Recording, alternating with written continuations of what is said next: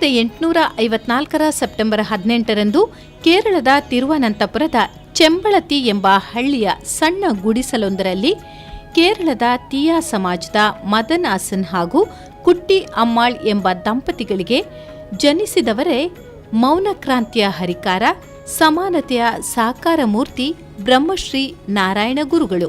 ದೇಶದ ಸ್ವಾತಂತ್ರ್ಯ ಹೋರಾಟದ ಪರ್ವಕಾಲವದು. ಲೋಕಮಾನ್ಯ ತಿಲಕರು ಸ್ವರಾಜ್ಯ ನನ್ನ ಜನ್ಮಸಿದ್ಧ ಹಕ್ಕು ಮತ್ತು ಅಧಿಕಾರ ಎಂದು ಹೇಳುತ್ತಿದ್ದರು. ಡಾಕ್ಟರ್ ಬಾಬಾ ಸಾಹೇಬ್ ಅಂಬೇಡ್ಕರ್ ಅವರು ಸಮತೆ ನನ್ನ ಜನ್ಮಸಿದ್ಧ ಹಕ್ಕು, ಅಧಿಕಾರವೆನ್ನುತ್ತಿದ್ರು.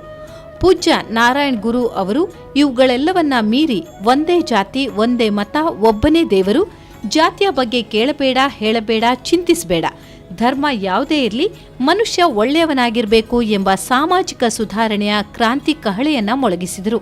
ಅಂದು ಅವರು ಮಾಡಿದ ಘೋಷಣೆ ಕ್ರಾಂತಿಯನ್ನೇ ಸೃಷ್ಟಿಸಿತು. ಸಮಾನತೆಯ ಧ್ವನಿ ಮೊಳಗಿತು. ಅದರ ಪರಿಣಾಮ ಎಲ್ಲರೂ ಒಂದು, ಎಲ್ಲರೂ ಬಂಧು ಎಂದು ಹೇಳುವ ಮನೋಸ್ಥಿತಿ ನಿರ್ಮಾಣವಾಯಿತು. ದೇಶದಲ್ಲಿ ಜಾತಿ, ಧರ್ಮ, ವರ್ಣಭೇದ ಹೆಚ್ಚಾಗಿದ್ದ ಕಾಲದಲ್ಲಿ ನಾರಾಯಣ್ ಗುರು ಎಂಬ ಸಮಾಜ ಸುಧಾರಕ ಹುಟ್ಟಿ ಬೆಳೆದು ದಾರಿದೀಪವನ್ನ ತೋರಿದರು. ಸಮಾಜದಲ್ಲಿದ್ದ ತಾರತಮ್ಯ, ಮೇಲು ಕೀಳು, ವರ್ಣಭೇದ, ನೀತಿ ಶೋಷಣೆ ಹೀಗೆ ಸಮಾಜದಲ್ಲಿನ ಪಿಡುಗುಗಳನ್ನು ಸರಿಪಡಿಸಿ ಎಲ್ಲರನ್ನೂ ಒಂದೇ ಸ್ತರಕ್ಕೆ ತರಲು ಪರಿಶ್ರಮ ಪಟ್ಟರು. ಅವರು ಪ್ರತಿಪಾದಿಸಿದ ತತ್ವ ಜಗತ್ತಿನಲ್ಲಿರೋದು ಒಂದೇ ಜಾತಿ, ಒಂದೇ ಮತ ಹಾಗೂ ಒಂದೇ ದೇವರು ಎಂಬುದಾಗಿದೆ. ಆರಂಭಿಕವಾಗಿ ಅವರ ಮಾತುಗಳಿಗೆ ವಿರೋಧ ವ್ಯಕ್ತವಾದರೂ ಕ್ರಮೇಣ ಸಮಾಜ ಅವರತ್ತ ಬರಲಾರಂಭಿಸಿತು.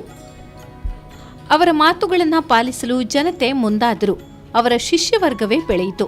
ಸಂಸ್ಕೃತ ಭಾಷೆಯಲ್ಲಿ ಅದ್ವಿತೀಯ ಪಂಡಿತರಾಗಿದ್ದ ನಾರಾಯಣ ಗುರುಗಳು ಕೇರಳ ಸಮಾಜದಲ್ಲಿ ಅಸ್ಪೃಶ್ಯತೆಯ ಪಿಡುಗಿಗೆ ತಮ್ಮದೇ ಆದ ನಿಲುವಿನಲ್ಲಿ ಸಮಾಧಾನಕರವಾದ ಉಪಾಯ ಕಂಡುಕೊಂಡರು.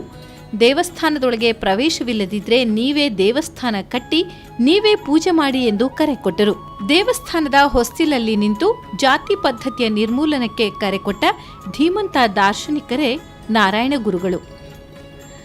ದೇವರ ಹೆಸರಲ್ಲಿ ಅನವಶ್ಯಕ ಪೂಜಾಕ್ರಮ, ಪ್ರಾಣಿ ಬಲಿ ಪದ್ಧತಿಯಂತಹ ಅಮಾನವೀಯ ಮೂಢನಂಬಿಕೆಗಳನ್ನು ಬೇರು ಸಹಿತ ಕಿತ್ತು ಜನಸಾಮಾನ್ಯರಿಗೂ ಸಾಧ್ಯವಾಗುವ ಸರಳ ಪೂಜಾಕ್ರಮಗಳನ್ನು ಅನುಷ್ಠಾನಕ್ಕೆ ತಂದವರು ಆಚಾರ್ಯ ನಾರಾಯಣ ಗುರುಗಳು.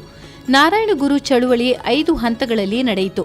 ಮೊದಲನೆಯದು ಡಾಕ್ಟರ್ ಪದ್ಮನಾಭ ಪಲ್ಪು ನೇತೃತ್ವದ ಸಾಮಾಜಿಕ ಜಾಗೃತಿ. ಎರಡನೆಯದು ನಾರಾಯಣ ಗುರು ನೇತೃತ್ವದ ಸಾಮಾಜಿಕ ಸುಧಾರಣೆ.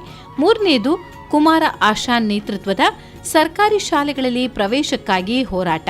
ನಾಲ್ಕನೆಯದು ಟಿ.ಕೆ. ಮಾಧವನ್ ನೇತೃತ್ವದಲ್ಲಿ ದೇವಾಲಯಗಳ ಪ್ರವೇಶ ಮತ್ತು ಅಸ್ಪೃಶ್ಯತೆಯ ವಿರುದ್ಧ ನಡೆದ ಚಳುವಳಿ.